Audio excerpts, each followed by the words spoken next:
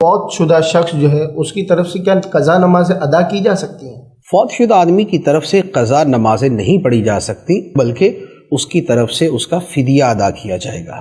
ہر نماز کے بدلے میں ایک فدیہ ہوگا۔ ایک دن کے اندر 5 فرض نمازیں ہیں اور ایک وتر کی نماز ہے، تو ٹوٹل بن گئی 6 نمازیں۔ 6 نمازوں کا فدیہ دیا جائے گا، تو یہ گویا روزانہ کی 6 نمازیں بن گئی۔ اب آپ مہینے کا، سال کا، جتنا بھی حساب لگا لیں، اور اگر عید کی نماز بھی نہیں پڑھی تو پھر سال کے اندر 2 عید کی نمازیں ہیں تو ان کو بھی شامل کر لیں۔ تو یہ جو شخص فوت ہوا اس کے ورثاء اس کی طرف سے فدیہ دے سکتے ہیں، لیکن اس کی طرف سے نماز نہیں پڑھ سکتے۔ کیا زوال کے ٹائم ہم قرآن پاک پڑھ سکتے ہیں؟ زوال کے ٹائم پر قرآن پاک پڑھنا دیکھیں جائز تو ہے، یعنی اگر کوئی پڑھے گا تو وہ گناہگار نہیں ہوگا، بالکل اس نے پڑھ لیا تو ٹھیک ہے۔ البتہ بہتر یہ ہے کہ جو مکروہ اوقات ہیں، ہمارے ہاں زوال کا ٹائم یعنی دوپہر والا جو مکروہ وقت ہوتا ہے اس کو یہ زوال کا ٹائم کہا جاتا ہے۔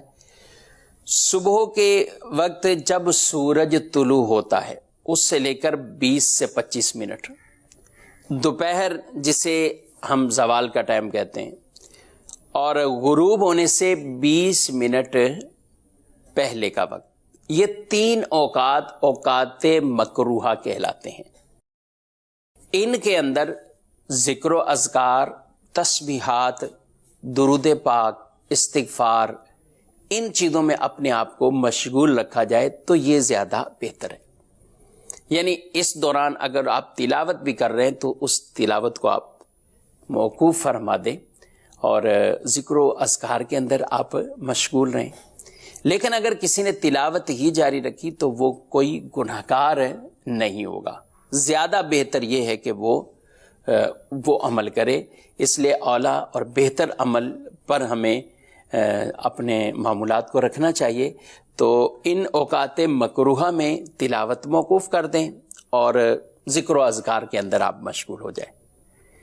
تو لیکن اگر کوئی تلاوت کسی نے کی بھی تو کوئی اس کو البتہ کہ کسی طرح کا گناہ کا معاملہ وہ نہیں ہوگا۔